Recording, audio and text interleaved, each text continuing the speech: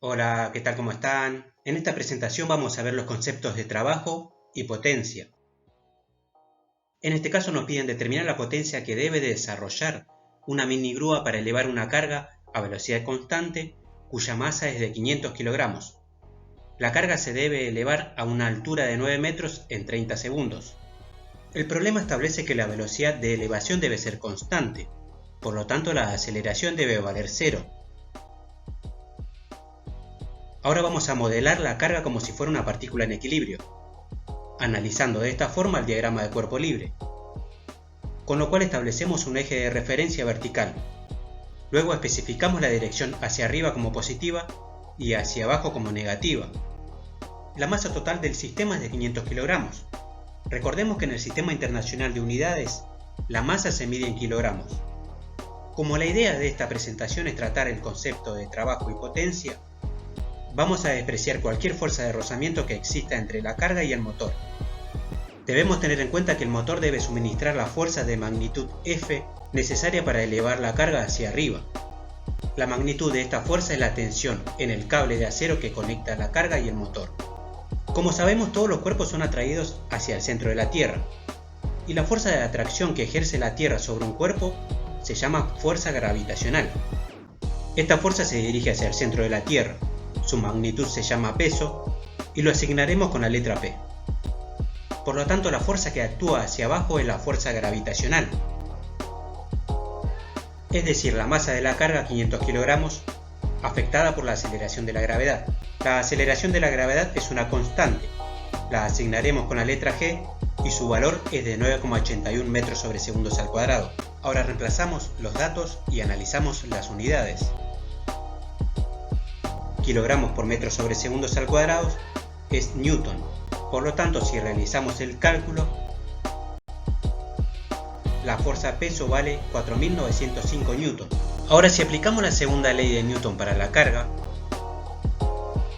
con lo cual la suma de todas las fuerzas es la siguiente. La fuerza que debe suministrar el motor para elevar la carga menos la fuerza gravitatoria que se opone a la fuerza que debe accionar el motor. Como necesitamos saber la fuerza F que debe accionar el motor y ya conocemos la fuerza peso, debemos despejar la fuerza F de la ecuación. Por lo tanto, el motor debe ejercer una fuerza de al menos 4.905 newton para elevar la carga.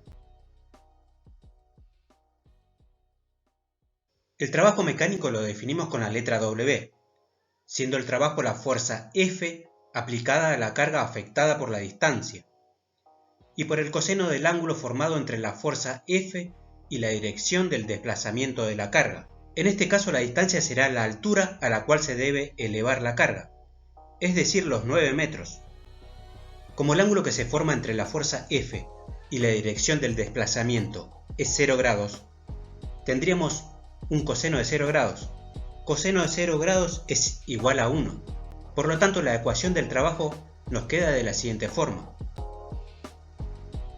Siendo el trabajo la fuerza F aplicada a la carga afectada por la distancia. Ahora reemplazamos los datos.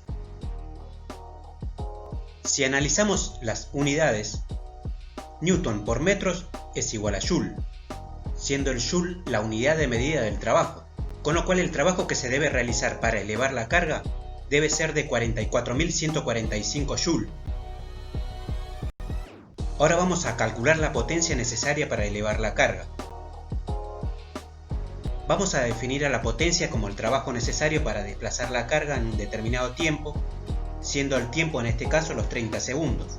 En definitiva, la potencia mide la velocidad para desarrollar el trabajo. Ahora reemplazamos los datos y analizamos las unidades. Joule sobre segundos es watts. Por lo tanto, la potencia corresponde a 1471,5 watts. Si queremos representar la potencia en HP, tenemos que dividir los 1471,5 watts por 746 watts que equivalen a 1 HP.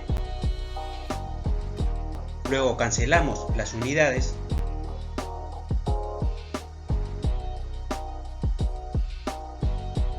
Por lo tanto, la potencia necesaria para elevar la carga debe ser de 2 HP. Bueno, espero que les haya gustado la presentación y muchas gracias por su atención.